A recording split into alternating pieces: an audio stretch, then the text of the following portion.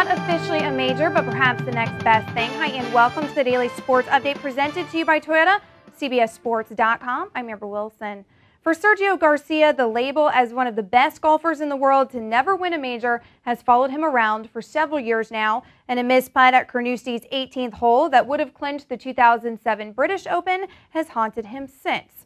At the Players' Championship, the so-called fifth major, Garcia led after Thursday's first round with a 6 under 66, but then his putting struggles reappeared over the weekend until Sunday, that is. Garcia's stroke came together on the back nine, and his par putt on 18 was enough to get into a playoff when 54-hole leader Paul Goydos faltered at the last.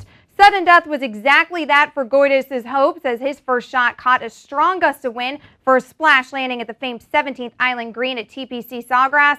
Garcia made par to close out his first win since June of 2005, ending the longest drought of his career. El Nino earns a payday of over $1.7 million from the richest purse on tour. The NBA playoffs are certainly heating up out west, where both series are up for grabs after the two highest seeds jumped out to a 2-0 advantages. The defending champion Spurs held serve at home for their first two games against the Hornets to make their series a best-of-3, while the Jazz upheld their end of the bargain at home against the Lakers to pull even with LA.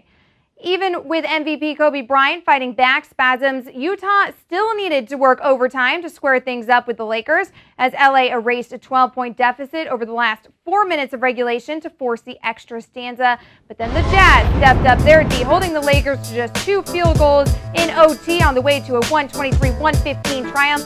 Darren Williams led the way with 29 points and 14 assists, while Andre Karolinko added 15 and 5 blocks, including 2 big rejections of Bryant down the stretch. In San Antonio, Tim Duncan had his best showing of the series, netting 22 points with 15 boards and 100-80 victory over New Orleans. Tony Parker chipped in 21 points, but it was the Spurs defense that was the key, allowing just 3 Hornets to reach double figures compared to his numbers in the first 3 meetings. Star point guard Chris Paul had somewhat of an off night with 23 points and just 5 assists. Game 5 is Tuesday night in the Bayou. Off the court, a major coup for the New York Knicks and new GM Donnie Walsh, as they appear to have landed Mike D'Antoni as their new head coach. D'Antoni, who was once thought of as the favorite for the Bulls job, has agreed in principle to a 4-year deal reportedly worth $6 million per. The Knicks will hold a press conference to introduce their new coach once the deal is finalized. Last month, O.J. Mayo declared for the NBA draft, but the former freshman phenom is now the subject of allegations that he received illegal benefits while at USC and in high school. In an ESPN report, a former associate of Mayo says thousands of dollars in other benefits were funneled through to Mayo from BDA Sports Management, which currently represents the projected lottery pick. The middleman is alleged to be a man named Rodney Guillory, who Mayo calls a mentor, but who the NCAA deemed a runner for an agent back in 2000, when former Trojan Jeff Trepanier was suspended for receiving airfare from Guillory.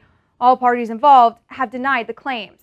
And finally, after Detroit took a 2-0 lead in its Western Conference final with Dallas Saturday night, it was the East's turn on Sunday, as if the Flyers' hands weren't full enough, with Penguins stars Sidney Crosby and Evgeny Malkin. Max Talbot scored the deciding goal in the third period to give the Pens a 2-zip lead in their series heading out to Philly. And that'll do it for the Daily Sports Update presented to you by Toyota. Keep your mouths right here at CBSSports.com. I'm Amber Wilson.